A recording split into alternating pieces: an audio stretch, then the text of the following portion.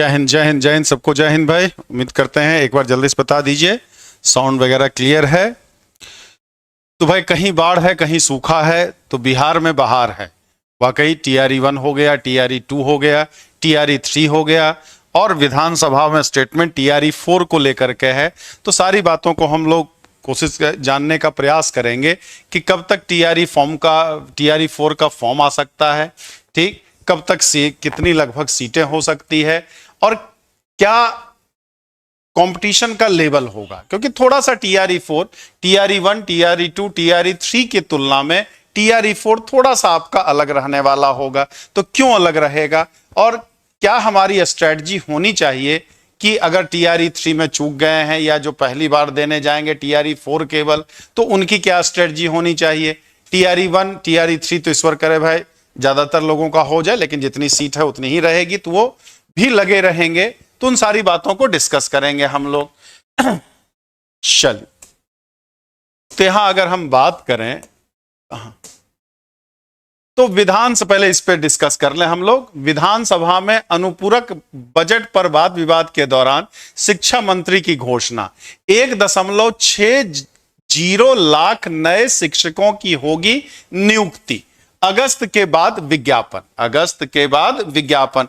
तो कितना होता है कितना नहीं होता है वो बाद की बात है। 1 लाख में खाली TGT PGT नहीं, बहुत सारे लोग होंगे, हेडमास्टर वाले भी होंगे, प्राइमरी का भी होगा, 6 से 8 भी होगा, 9-10 भी होगा, 11-12 भी होगा, जो वहां पे लगे हुए हैं सक्षमता परीक्षा वाले भी होंगे। तो सब मिला करके, लेकिन फिर भी कम से कम भी होगा तब भी ठीक ठाक ही सीट आएगी। लेकिन इसमें अभी थोड़ा सा आपका डिले हो सकता है, तुरंत नहीं होगा। तुरंत क्यों नहीं होगा उसके पीछे वजह भी है भाई। वजह क्या है, एक तो बहुत सारे TRE 2 वगैरह में ज्वाइन तो कर लिए थे बहुत लोग, फिर वहां से क्या हुआ, रिजाइन भी दिए, तो उनको TRE 3 में जोड़ा गया। अब TRE 3 में कितने लोग का पहले सिलेक्शन होता है, उसमें कितने लोग ज्वाइन करते हैं, बहुत लोग होता देखने के लिए भी देते हैं भाई, चलो भाई देखा जाए, दूर पड़ रहा है, बहुत सारी पारिवारिक समस्याएं आती हैं, अदर स्टेट वाले खास करके, मतलब ये सारा जनरल कैटेगरी में ही होता है।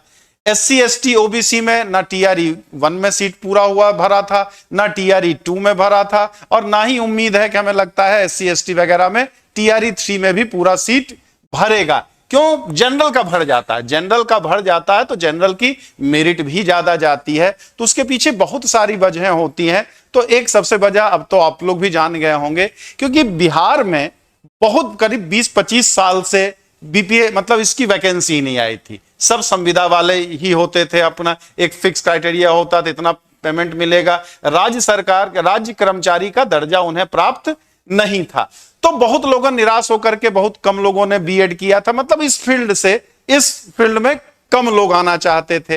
वो क्या हुआ, उसके बाद फिर एकाएक TRE 1, TRE 2, TRE 3 पता एक नए तरीके से होने लगा। तो इस दौरान कई सारे बच्चों ने अब स्टेट 1 भी दिया, इस दौरान जो आपका अभी कुछ दिन पहले ही हुआ है, स्टेट 2 भी दिया, तो उसका रिजल्ट आएगा तो बहुत सारे नए बच्चे आएंगे। बिहार के लोग भी जागरूक अब हो गए हैं, तो अब SC ST OBC में भी कंपटीशन रहने की पूरी संभावना है, मतलब पहले की तुलना में। अब सवाल उठता है सीट खाली क्यों रह जाता, तो सीट खाली रहने के पीछे वजह होता है कि कुछ एक मिनिमम क्राइटेरिया रखा गया है। हाँ, कम से कम इतने आप पाएंगे तभी आपको ज्वाइनिंग मिलेगी, अदरवाइज ना मिलेंगे। तो जनरल में तो वो सारा क्राइटेरिया फुलफिल हो जाता है, SC ST में खास करके, OBC में भी कुछ हद तक, लेकिन खास करके SC ST की अच्छी खासी सीट खाली रह जाती है। आप चाहे TRE 1 का रिजल्ट देखिए, चाहे TRE 2 का रिजल्ट देखिए, चाहे TRE 3 का रिजल्ट देखिए आप, ठीक। तो कुछ अध्याचन यहां मिला भी गया, पहले पूरी खबर पढ़ भी देते हैं। बिहार वाले चूंकि पटना न्यूज़पेपर का है तो बहुत लोगों ने बताया भी होगा, तो ये तो बहुत लोग जानते भी होंगे, जो नहीं जानते एक बार देख लीजिए। राज्य सरकार प्रदेश में 1.60 लाख शिक्षकों की नियुक्ति करेगी। यह सभी नई नियुक्तियां होंगी, पुरानी नहीं, साफ साफ लिखा है ये सभी नई नियुक्तियां होंगी, ठीक। गुरुवार को शिक्षा मंत्री सुनील कुमार ने विधानसभा में अनुपूरक बजट पर वाद विवाद के दौरान सरकार का पक्ष रखते हुए 1.60 लाख शिक्षकों की नियुक्ति की घोषणा की। शिक्षा विभाग ने इन नई नियुक्तियों के लिए अध्याचन बिहार लोक सेवा आयोग को भेज दिया गया। इनके लिए नए विज्ञापन कब तक जारी करेगा, यह जल्दी ही साफ हो जाएगा। हालांकि सूत्र बताते हैं कि विज्ञापन अगस्त के बाद कभी भी निकाला जा सकता है। इनमें सर्वाधिक नियुक्तियां प्रारंभिक स्कूलों में होगी, मतलब प्राइमरी वाले ज्यादा हैं। इनमें प्रधान शिक्षक और सामान्य शिक्षक की संख्या सर्वाधिक होगी। इसके अलावा माध्यमिक और उच्च माध्यमिक स्कूलों के शिक्षकों के और प्रधानाध्यापकों की भी नियुक्ति शामिल है। सामान्य विषयों के अलावा सर्वाधिक कंप्यूटर शिक्षक की बहाली ठीक ठाक होनी है, तो कंप्यूटर वाले भाई अलर्ट हो जाएं बिल्कुल। कंप्यूटर शिक्षकों की नियुक्ति +2 स्कूलों के लिए होनी है, 11th-12th वाले के लिए होना है आपका। मंत्री ने कहा कि स्कूलों में गुणवत्तापूर्ण पढ़ाई के लिए विभाग लगातार कदम उठा रहा है। 1.73 लाख शिक्षकों की नियुक्ति हो चुकी है। शिक्षा मंत्री ने कहा कि मुख्यमंत्री नीतीश कुमार के नेतृत्व में शिक्षा विभाग राज्य के भविष्य यानी छात्रों को बेहतर और गुणवत्तापूर्ण शिक्षा मिले, इसके लिए काम कर रहा। शिक्षा में गुणात्मक सुधार के लिए 1.73 लाख शिक्षकों की नियुक्ति एक बार में की गई। यह अपने आप में रिकॉर्ड है। उन्होंने कहा कि वर्तमान में राज्य सरकार के शिक्षकों की कुल संख्या 5.37 लाख है। 85,000 शिक्षकों की सक्षमता परीक्षा, जो पहले से बोले ना कि जो बहाली हुए थे उनको भी सक्षमता परीक्षा देना होगा, उसमें पास करेंगे तब राज्य कर्मचारी का दर्जा मिलेगा। तो निकाय शिक्षकों को राजकीय का दर्जा देने के लिए सक्षमता परीक्षा ली जा रही है। जल्द ही 85,000 शिक्षक सक्षमता परीक्षा देंगे। इसके अलावा निकाय के बीमार महिला पति पत्नी शिक्षक को स्थानांतरण की सुविधा भी दी जाएगी। मंत्री ने विधानसभा में कहा कि सरकार ने स्कूलों की आधारभूत संरचना पर भी ध्यान दिया है। यदि इस मामले में कोई लापरवाही होती है तो खैर ठीक है। सूबे में अब रेशियो क्या है शिक्षक और इसका छात्र का, तो 32 और 1 का है, मतलब हर 32 छात्र पे 1 शिक्षक रहेंगे। अब 10-10 हर विधायकों से 10-10 स्कूलों की सूची मांगी गई है जीर्णोद्धार के लिए। जो ये शिकायत मिल रही थी कि बहुत सारे विद्यालय ऐसे हैं, टीचर की बहाली तो हो गई है लेकिन उनके पास बिल्डिंग नहीं है। आपने भी सोशल मीडिया में ये सारी चीजें देखी होगी कि स्कूल जब जा रहे हैं, बच्चा ज्वाइन होकर के जा रहा है, पता चला बिल्डिंगे नहीं है, पेड़ के नीचे कहानी चल रही है। तो हर विधायक से, जितने भी विधायक हैं, सबसे 10-10 स्कूलों की सूची मांगी गई है जिससे कि उनको फंड अलॉट किया जाए और उनका जीर्णोद्धार होगा। मतलब कि ये कह सकते हैं, इसलिए मैंने कहा बिहार में शिक्षा को लेकर के तो वही बहार है। सटा हुआ यूपी है, यहां नतीजा भी ठंडन गोपाल है। एक जगह बहार है, एक जगह ठंडन गोपाल है। तो TRE 4 के लिए अगर आपने स्टेट 1 स्टेट 2 अभी क्वालिफाई किया है या सीटेट अब क्वालिफाई किया है, TRE 3 चूंकि पहले फॉर्म भराया था आपका, तो जो नए वाले हैं या जुलाई वाले सीटेट का रिजल्ट भी आ जाएगा तो वो भी आपके हो जाएंगे, 9, 10 और 11, 12 के लिए स्टेट 1 और स्टेट 2 की परीक्षा हो गई है। तो कम से कम गिरते पड़ते भी मान लीजिए हटा करके भी आइए तो 6 से 8, 9, 10, 11, 12 में कम से कम 50,000 से ऊपर ही सीट आएगी। मतलब पूरा 1.64 तो सब मिला करके है ना भाई। उसमें सक्षमता परीक्षा वाले भी होंगे, प्राइमरी वाले भी हैं, प्रधानाध्यापक वाले हैं, कंप्यूटर टीचर भी हैं, ठीक है। तो 9, 10 और 11, 12 इन सबको हटा करके भी तो 6 से 8, 9, 10, 11, 12 में 50,000 से ऊपर ही सीट आएगी। TRE 3 में भी अच्छी खासी सीट है। अब थोड़ा सा डिले क्यों हो सकता है? एक तो पहले TRE 3 करवाने की कोई था ही नहीं। इसी 24 अगस्त वाले का जो कैलेंडर में डेट दिया गया था, 24 अगस्त को TRE 3 होगा, लेकिन चुनाव की हो क्या है, जो भी हो क्या है, उसमें हमको नहीं जाना है। तो बेमौसम बरसात की तरह TRE 3 आया। अब TRE 3 बेमौसम बरसात क्यों कहें? क्योंकि उस समय फिर स्टेट तक हुआ ही नहीं था, स्टेट 1 स्टेट 2 हुआ ही नहीं था, तो नए बच्चे तो भर ही नहीं सकते थे। जो पहले से स्टेट 1 और स्टेट 2 पास किए थे वही केवल भर सकते थे। तो उनके लिए TRE 3 में थोड़ा सा कॉम्पिटिशन कम था आपका। लेकिन TRE 4 में नए स्टेट 1 और स्टेट 2 जो पास करेंगे वो भी आप में शामिल हो जाएंगे। तो उनमें नया जो जुलाई में सीटेट हुआ है वो बच्चे भी शामिल होंगे आपके 6 से 8 वाले में। तो अच्छा खासा कंपटीशन अब रहने वाला है। और 3 बार में इतना झटके में TRE 3 में तो थोड़ा सा टाइम भी मिला, चूंकि मार्च में ही एग्जाम होना था, तो 6 से 8 वाला ही शायद हुआ था। वो पेपर जैसा जानते हैं कि लीक हो गया, तो सारे पेपर को पोस्टपोन कर दिया गया था। एग्जाम को 9, 10, 11, 12 तो हुआ ही नहीं था, लेकिन उसको भी पोस्टपोन कर दिया गया, जो कि 19 से 22 जुलाई तक देखा आपने कि एग्जाम हुआ है। इसका क्या है, बस 25 जुलाई मतलब 25 मतलब कल हो ही गया, 26 है शायद, 26 है ना, ठीक, तो 30 तक इसी दौरान मतलब आखिरी हफ्ते में ही आपका टीआरई 3 का ओएमआर सीट जारी होने की बात है आपका। फिर अगस्त पहले वीक में आपका क्या ऑफिशियल आंसर की आएगा। आंसर की में 1-2 दिन आपत्ति के लिए समय देते हैं भाई कि कोई आंसर है तो भाई किसी को आपत्ति करनी हो तो कर दीजिए। रिजल्ट अगस्त लास्ट तक आ सकता है क्योंकि एक विवाद थोड़ा सा आरक्षण को लेकर के है, आरक्षण को लेकर के है कि 50 है कि 65 है कि 75 है, इस आरक्षण को लेकर के थोड़ा सा कोर्ट में मामला चल रहा है। तो रिजल्ट हो सकता है अगस्त लास्ट तक आएगा, बस यही, जब तक माननीय उच्च न्यायालय फाइनल नहीं होगा तो उस हिसाब से रिजल्ट में थोड़ा सा हो सकता है डिले हो सकता है। उसके बाद बात नियुक्तियां की आएगी, ठीक है, नियुक्तियां की आएगी आपकी। तो नियुक्तियां की जब होगा, नियुक्ति होने में भी कुछ टाइम लगता है, उसके बाद आप उम्मीद कर सकते हैं टीआरई 4 का आपका फॉर्म आएगा। तो जितना देर है फॉर्म आने भर की देर है, क्योंकि जो इतिहास रहा है टीआरई 1 और टीआरई 2 का, तो फॉर्म भराने के बाद 1-1.5 महीने के अंदर ही एग्जाम करा लिया गया और अगले साल, और ये सारा कवायद क्या है ये भी कह सकते हैं आप, क्या विधानसभा चुनाव अगले साल ही, उसमें ज्यादा दिन समय है नहीं। तो जो भी होना है विधानसभा चुनाव से पहले ही आपको नियुक्तियां मिल जानी है, मिल जाएगी आपकी नियुक्तियां। तो बस ये टीआरई 3 क्लियर हो जाए तब आपका काम। अब यहां पे बात करें तो टीआरई 3 अगर पहले दे रहे हैं आप, तो अगर रिजल्ट में 1 महीना आपको, अगर एकदम भाई 125 में या 120 था, 120 में अगर आपने सीधे भाई 110 115 कर लिया तब तो कोई बात ही नहीं। लेकिन अगर 80-90 तक हैं या जनरल वाले, खास करके अदर स्टेट वाले, तो आपको तैयारी अपनी कंटिन्यू रखनी होगी टीआरई 4 के लिए। बैठने जाना कब तो हो ही जाएगा, ठीक है।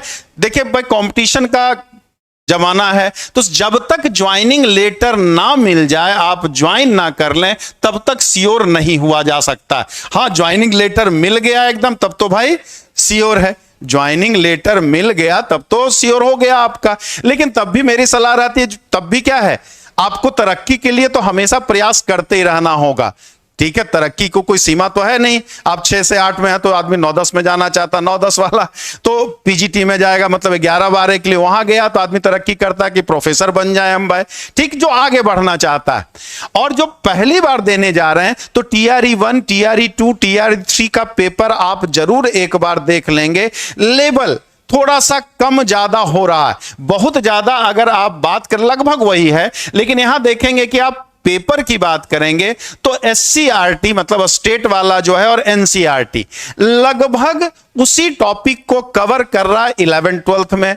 और दूसरा जो है खास करके जो 6 से 8 तैयारी करने वाले हैं, 6 से 8 वाले, ये थोड़ा सा जब नोटिफिकेशन में आता है तो वहां ये लिखा रहता कि 6, 7, 8 का टॉपिक आपका रहेगा स्टेट बोर्ड का या क्या है एनसीईआरटी का, और 9-10 वाले में कहा जा रहा है कि 9-10 वाला टॉपिक रहेगा। लेकिन सबसे ज्यादा बेचारे ठगे जाते हैं 6 से 8 वाले।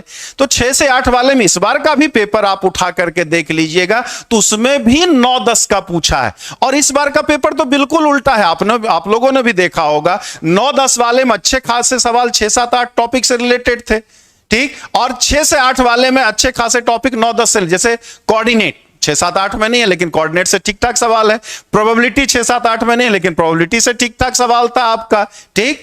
लेकिन यहां 9-10 वाले में देखेंगे तो भर भर करके अर्थमेटिक वाला सवाल था जो 6, 7, 8 में ज्यादा पूछा जाता, वो ज्यादा पार्ट उसका उसी में पढ़ना होता अर्थमेटिक का। हाँ 9, 10th में भी है लेकिन 9, 10th में कम है, 6, 7, 8 वाले में ज्यादा है।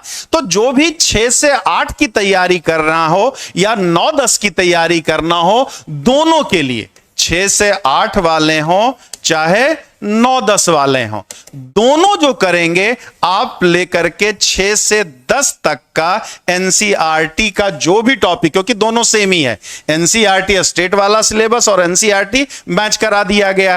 तो एनसीईआरटी पे खाली प्रैक्टिस करने पे काम नहीं चलेगा, क्योंकि खास करके मैथ साइंस में टॉपिक वही रहेगा लेकिन उसका लेवल आपको जहां तक मर्जी है वहां तक पूछा। जैसे ट्रिग्नोमेट्री है भाई, तो ट्रिग्नोमेट्री 6 से 8 में, सॉरी 9-10 में भी पढ़ते हैं, 11-12 में भी पढ़ते हैं, उस टॉपिक को आगे भी थोड़ा बहुत पढ़ा जाता है। तो उसका स्टैंडर्ड चाहे जितना रहे लेकिन रहेगा उसी लेवल का, रहेगा आपका उसी लेवल का, ठीक है, तो 6 से 8 हो या 9-10, तो 6 से 8 वाले भी 9-10 वाला जरूर पढ़ेंगे, तो और 9-10 वाले भी 6-7-8 वाला जरूर पढ़ेंगे। जो 6 से 8 वाले में केवल 6-7-8 वाले टॉपिक को देख के गए थे, उनको समस्या आई है, उन क्वेश्चन ऐसे कुछ ऐसा नहीं है अरे ग्रेजुएशन किए हैं, बीएड किए हैं तो सब पता तो रहता है आपको, कि सब जानते तो रहते हैं, लेकिन उसकी प्रैक्टिस कम करते हैं कि एग्जाम के समय में ये तो हमारे में भाई पूछेगा नहीं, तो चलो इसको हम ना देखें। और मैथ्स ऐसा चीज है कि आदमी भूल भी जाता है, छोटी मोटी चीजें भी अगर रहती है, भूल गया तो वहां तो मामला निपट जाता है,